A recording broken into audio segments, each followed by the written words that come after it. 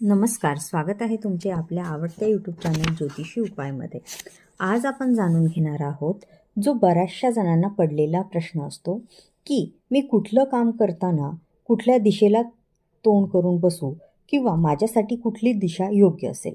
जर तुम्हाला तुमची पत्रिका बघता येत असेल तर तुम्हाला नक्कीच कळेल की तुमच्या पत्रिकेत कुठलं ग्रह जास्त शुभ आहे, म्हणजे तुम्ही किंवा तुमच्या ग्रहाचा राशीस्वामी कोणता आहे, म्हणजे तुम्ही त्या दिशेला तोंड करून बसणे योग्य ठरेल. चला जाणून घेऊया. उत्तर दिशा व ईशान्य दिशेला गुरुबळ जास्त असते, तर पूर्व दिशेला रविबळ जास्त असते. पश्चिम दिशेला शनिबळ जास्त असते, तर दक्षिण दिशेला मंगळ अधिक बलवान असतो. तर बुधग्रह वायव्य दिशेला बलवान असतो, तर चंद्रग्रह नैऋत्य दिशेला बलवान असतो. राहू व केतू हे आग्नेय दिशेला बलवान असते.